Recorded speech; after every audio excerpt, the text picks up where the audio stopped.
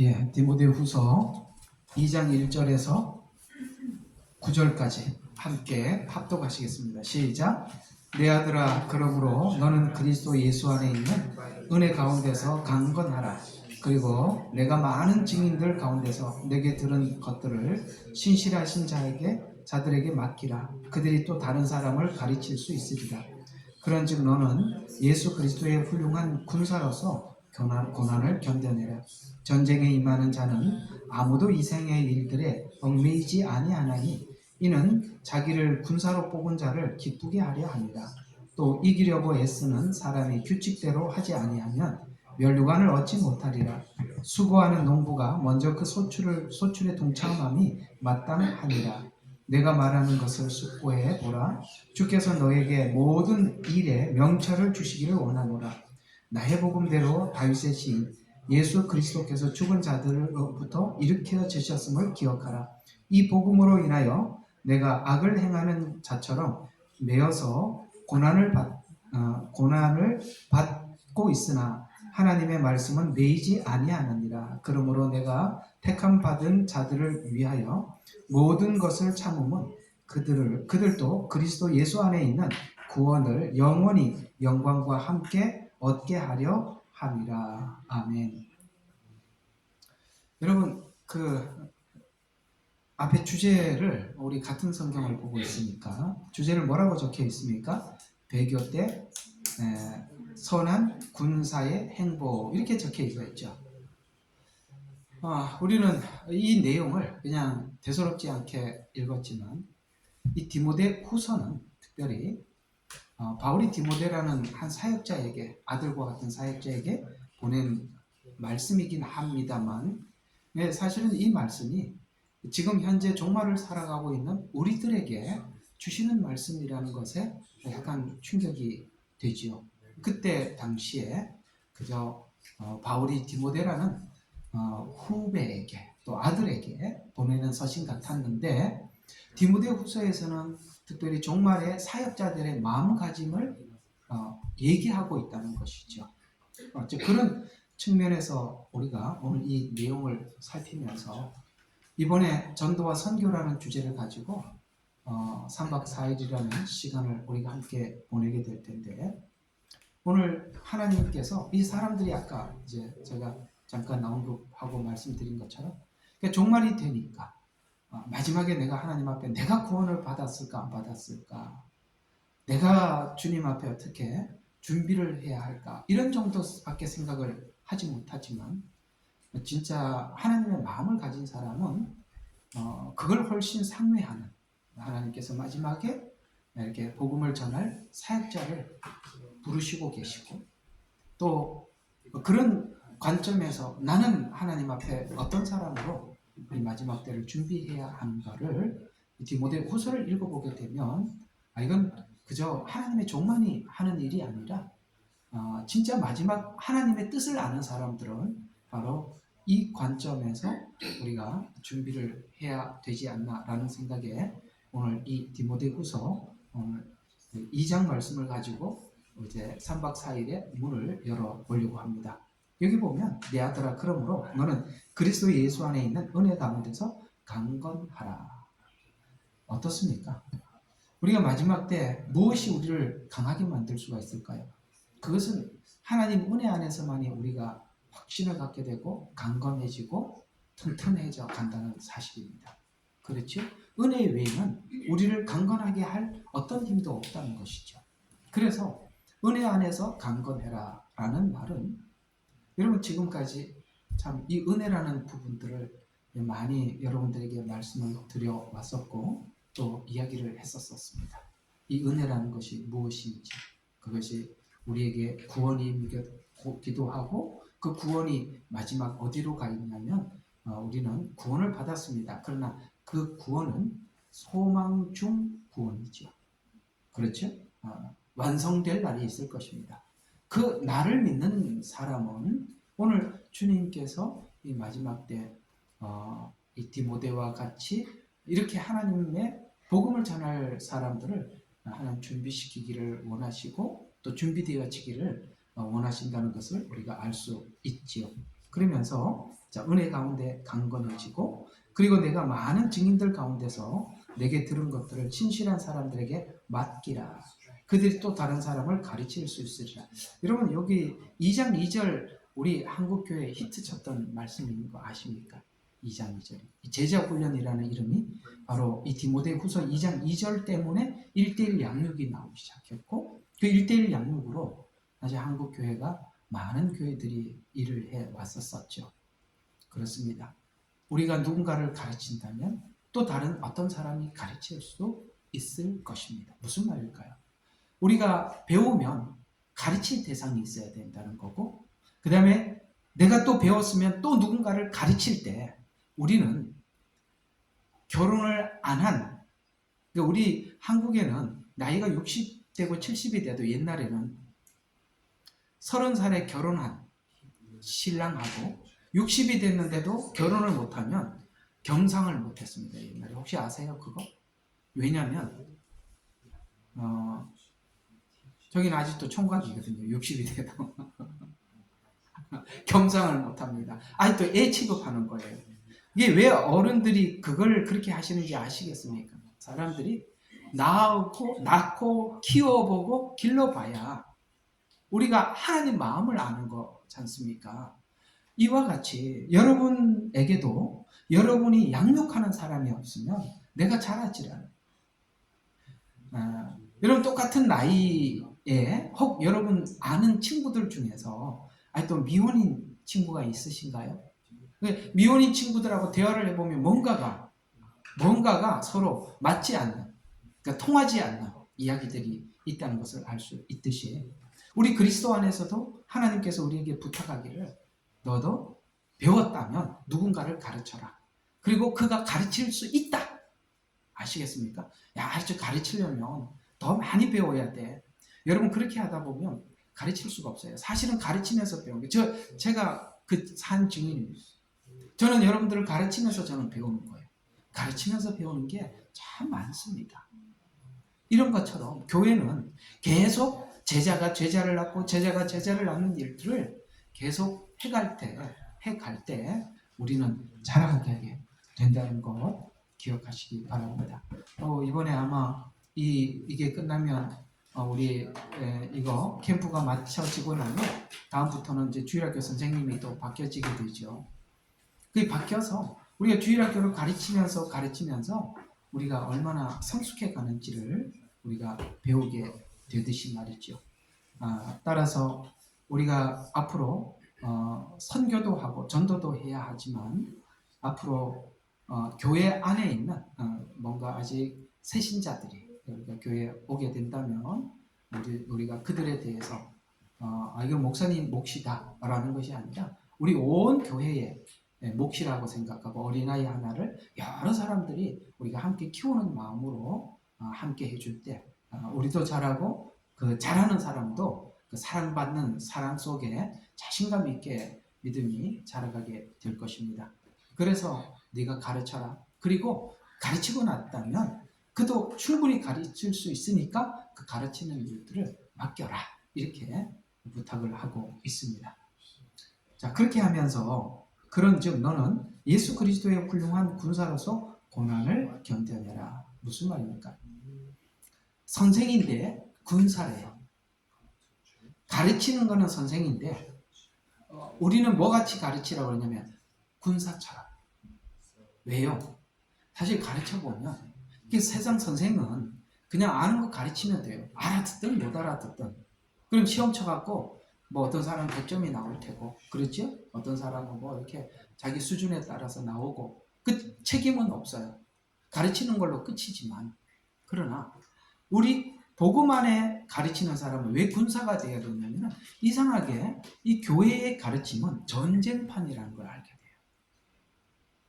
누군가가 거듭나게 되었고 자라는 과정 속에서 이게 어떤 영적 전쟁을 치러가면서 해야 된다는 것을 알거든요. 우리 로한이죠. 로한. 이렇게 정말 여기 온 게 정말 감사해요. 이렇게 노방전도해서 예수님 영접하고 우리 교회에 이렇게 함께 캠프까지 왔다는 것. 정말 저희에게도 참 기쁨이기도 하고 하나님께도 기쁨이고 좀 저희들에게도 귀한 열매를 이렇게 보면서 야 우리가 이렇게 전도를 하니까 이런 열매들도 우리가 함께 보고 함께 즐거워하는 시간을 함께 누리게 되는구나 라는 것을 우리가 알게 되듯이 이제껏 여러분들이 현장에 가서 선교하고 전도하고 외쳤던 분들이 오늘 우리 형제를 보면서 여러분들이 많이 위로가 되었으면 좋겠습니다. 이게 해보면 선생처럼 가르치는 게 아니라 마치 군사처럼 행동을 해야 된다는 것을 가르쳐 보면 알아요. 영적 전쟁이 강력하거든요. 그렇죠? 말씀을 들으러 오기까지도 힘들고 와서도 안 들을 수도 있고 그렇죠? 듣고 난 뒤에도 반항할 수도 있고 그 말씀을 순수하게 받아들이기까지 많은 전쟁을 치러서 사람을 하나 세운다는 것을 우리가 여러분 배웠듯이 그렇다는 말입니다. 이해가 가시죠? 자, 그런 것처럼 군사로서 고난을 견뎌내야만이 가르치는 일들을 할 수 있어요. 견뎌내야. 어때요? 가르쳐 보니까 견뎌내야 된다는 것들이 있다는 거 여러분 알 수 있죠? 와서 예배 잠깐 드리고 밥 먹으라 그래. 자, 그래서 왜 그렇게 하냐면 전쟁에 임하는 4절에 보니까 임하는 자는 아무도 이 생의 일들에 얽매이지 아니하나니 이는 자기를 군사로 뽑은 자를 기쁘게 하려 함이라. 자, 전쟁을 하는데 우리 가르치는 사람들에게 전쟁이 어떤 전쟁인지 짧게 지나가면서 설명을 하는데 얽매이게 만든대요. 이상하게 아이들을 가르치려고 시작을 하면 내 자식들이 나를 얽매이게 만들어요. 힘들게 한단 말이에요. 이해가 가죠? 뭔가가 나를 자꾸 올가매려고 그래요. 이런 것처럼 교회 학교 선생님만 그렇게 했습니까? 가르치려고 하는 모든 사람들에게는 이런 방해가 밀려오는 거예요. 얽매이게 만들고 뭔가 어떤 것에서 내가 이게 자유롭지 못하게 만드는 그것이 자책일 수도 있고 가정에 있는 어떤 사람일 수도 있고 이런 일들이 계속 얽매이게 만든다. 그러나 너는 군사다. 그래서 너는 여기 오늘 뭐라고 이야기합니까? 뭐라고 말씀하시죠? 전쟁에 임하는 자는 누구나 이 생의 일들에 얽매이지 아니하나니 이는 자기를 군사로 뽑은 자를 기쁘게 하려 함이라. 기쁘게 하려 함이라. 그러니까 맡은 자에게 구할 것은 충성이니라. 이렇게 말씀하고 있죠. 원래 이 충성이라는 말의 뜻은 자기 생명을 내걸다 이런 뜻이거든요. 충성이라는 말. 사실은 이 모든 것을 내 생명을 걸 만큼 우리는 전쟁을 치르지 않으면 그러니까 이 가르치는 일들을 계속 할 수가 없어요. 목사님들이 신학교 가기까지도 힘든데 졸업해서 개척하기도 힘들고 그렇죠? 개척해서 복음을 평생 전하는 그 과정 속에 얼마나 여러 번 이 일을 포기하기 위한 유혹을 받겠어요. 정말 우리가 이런 걸 위대하게 생각해요. 신학교 온 것도 박수 쳐줄 일이고 개척한 것은 더 박수 쳐줄 일이고 진짜 박수를 칠 사람은 누구냐면 정상적인 은퇴를 하는 분들입니다. 이 정상적인 은퇴를 누구나 할 수 있는 게 아니에요. 제가 신학교 다닐 때도 신학교 졸업해서 제가 신학교 졸업하고 조금 뒤에 있었던 일들인데 100명이 신학교 졸업하면 5명 개척하기가 힘들다고 그랬어요. 5명. 그 5명이 개척해가지고 평생 목회를 끝까지 가느냐? 그렇지도 않아요. 그러면 100명이 졸업해서 결국 그 끝에 가보면 한두 명이에요. 그래서 아니 왜 우리는 이런 질문을 하나님 앞에 하기 시작했어요. 하나님 그 한두 명 할 걸 왜 이렇게 큰 학교를 세우고 이렇게 많은 재정을 낭비하면서 이걸 해야 합니까? 라고 우리가 보니까 하나님께서 그 학교가 운영되기 위해서 우리말로 그러니까 학교가 운영되기 위해서 98명이 들러리 섰다는 거예요. 그렇게밖에 우리가 결론을 못 내겠더라고요. 그 둘을 세우기 위해서 98명을 들러리 세워놓은 거예요. 대단한 일 아닙니까? 그 두 사람이 세워지기 그런 게 없으면 학교가 운영이 안 되니까 아예 문을 닫아버릴 거 아니에요. 지금은 여러분 유명한 신학교들도 다 지금 현재 인원 미달입니다. 안 와요. 그럴 만큼 이 복음을 전하는 일에는 방해가 심하고 결국은 그 일을 완주하는 사람들조차도 많지 않다는 것을 우리가 알 수 있죠. 그러면서 5절에 이렇게 이야기합니다. 이기려고 애쓰는 사람은 규칙대로 하지 아니하면 멸관을 얻지 못하리라.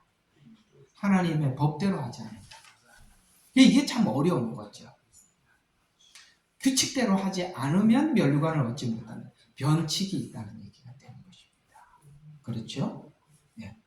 우리가 두 번째 받는 유혹이 뭐라고요? 변칙이라는 유혹을 받는다는 겁니다. 그러니까 이게 복음을 전해야 되는데 그 복음을 전해도 사람들이 모여들지 않으니까 자꾸 변칙에 대한 유혹을 받는다는 거예요.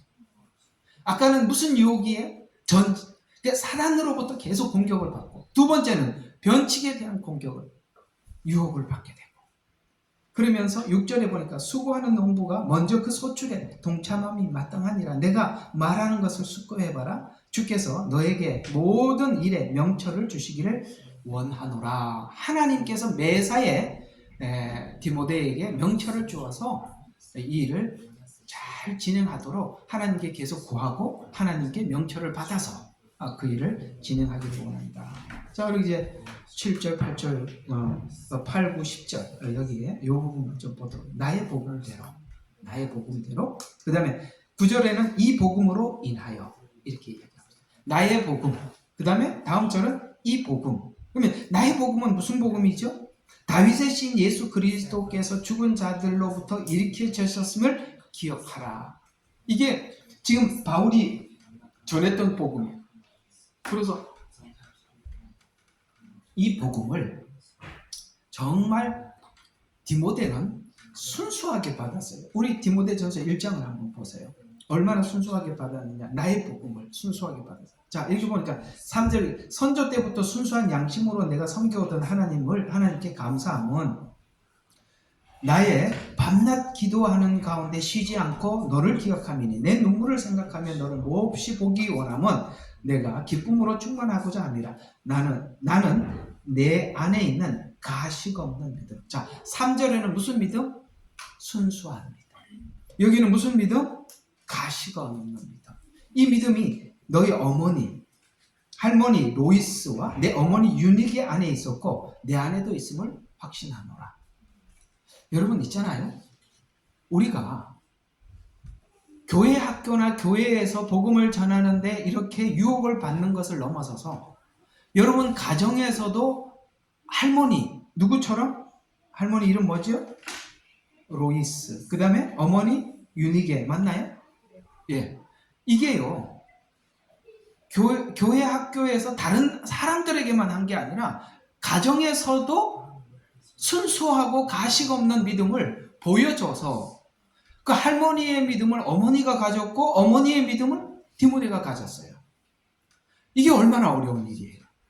우리가 해보면 교회 학교는 와서 가르치고 가면 그만인데 교회 학교 아이가 집에 따라간단 말이에요.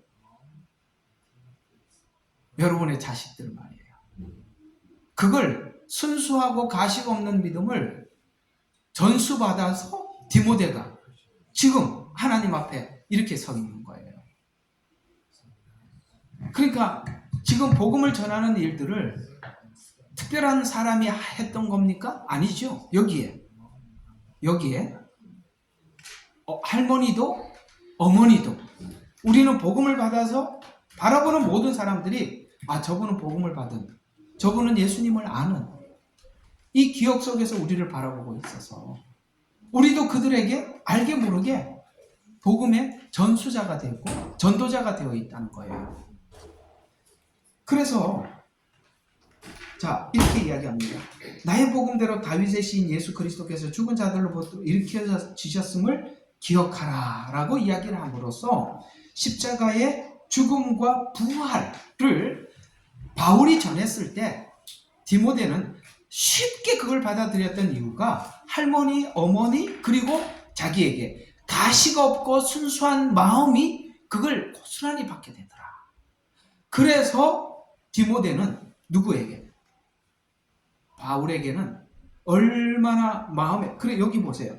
4절을 보면 1장 4절을 보면 앞에 보면은 나의 밤낮 기도하는 가운데 쉬지 않고 너를 기억하며 내 눈물을 생각하며 너를 몹시 보기를 원하며. 여러분 이런 사람이 혹시 있으세요? 여러분에게 늘 기억나는 사람, 정말 항상 보고 싶은 사람, 아들 디모데 같은.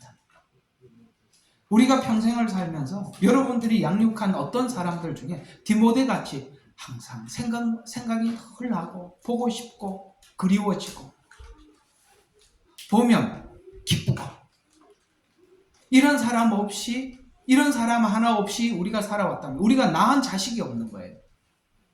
영적으로 낳은 자식이 없다는 거예요. 원하기는, 저 좀 봐요. 원하기는 이 시간 이후로도, 이 시간 이후 여러분에게도 디모데가 한 사람, 좀 많으면 2사람 이상은 좀 생겨나기를 바라요. 가서 보고 싶은 아들과 같은, 보면 기쁜, 하나님께 그를 생각하면 늘 감사하고 싶어하는 이런 사람들이 우리에게 있어야 하지 않겠어요? 그리고 9절에 보니까 이 복음으로 인하여 내가 악을 행하는 자처럼 매여서 고난을 받고 있으나 하나님의 말씀은 매이지 않느니라. 여러분 지금 바울은 매여 있습니다. 그러나 하나님의 말씀은 매이지 않더라. 우리가 생각해 볼 때 우리가 복음을 전하다가 어디인가 매여 있다면 복음도 매여 있지 않겠나 이렇게 생각하는데, 내가 매여 있다고 해서 복음까지 매여 있지는 않더라, 이런 이야기입니다. 바울이 옥에 갇혔지만 복음이 어떻게 매이지 않았죠? 어떤 사람들은 바울이 옥에 갇혔으니까 우리라도 가서 복음을 전하자, 이렇게 가서 전하기도 하고, 어떤 사람들은 저 사람 진짜 봐라, 진짜 가짜니까 감옥에 간 거 아니야, 그래서 시기가 나서 복음을 전하고. 바울은 어디서 복음을 전하게 됐어요? 옥에서 복음을 전하고, 간수들에게. 맞죠? 그래서 세상이 나를 매이게 묶어놓더라도 복음은 마음대로 돌아다니더라. 내가 전한 복음이 뭔가 일을 하고 있고 그렇게 하더라. 마지막 10절입니다. 그러므로 내가 택함받은 자들을 위하여 모든 것을 참으면 그들도 그리스도 예수 안에서 구원을 영원히 영광과, 여기 중요한 말이 나옵니다. 함께 얻게 하려 함이라. 우리가 복음을 전하는 최종 목적이 뭐냐 이거죠. 내가 이만큼 많이 전했다라고 사람들에게 알리려고 하는 것도 아니고, 그렇죠? 내가 큰 교회를 이루었다, 이걸 하려고 하는 것도 아니고, 우리가 복음을 전하는 이유가 뭐라고요? 하나님께서 택하신 자들을 위하여 오래 참으면, 지금 계속 참고 있는 것은 그들도 그리스도 예수 안에서 구원을 영원한 영광과 함께 얻게 하려, 그들과 함께 구원의 하나님 앞에 서게 하게. 저는 제 목적이 2장 10절입니다. 우리가 하나님 앞에 모두 서는 것이죠. 함께 서는 것이고, 주생명 선교회가 함께 서는 것이고, 저에게 복음을 들은 모든 사람들이 한 명도 나고자 없이 하나님 앞에 서는 것, 그것이 복음을 전하는 목적이다.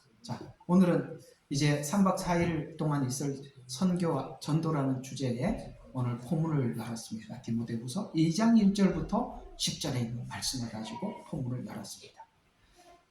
사람들은 마지막 때가 되었다고 자기가 어떻게 해야 되나, 내가 어떻게 몸을 사려야 되나, 여기에 관심이 있다면 오늘 도리어 디모데후서 2장에는 전도자가 되기 위해서 준비해라, 고난을 준비하고 세상이 너희들을 매이려고 하는 그런 데서부터 너 자유로워라, 부르신 이를 기쁘게 해라, 하나님께서 택한 사람들을 하나님 앞에 세우기까지 전심전력해라.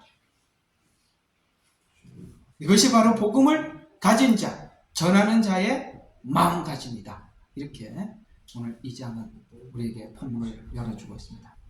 이 시작이 여러분에게, 여러분 각자에게 디모데가 생겨나는, 아시겠죠? 그것이 여러분들에게 하나님 앞에 기쁨이기도 하고 위로이기도 하고, 그런 디모데 같은 영적 자녀들이 여러분에게도 있기를 예수 그리스도의 이름으로 축원합니다. 기도하겠습니다. 하나님 아버지,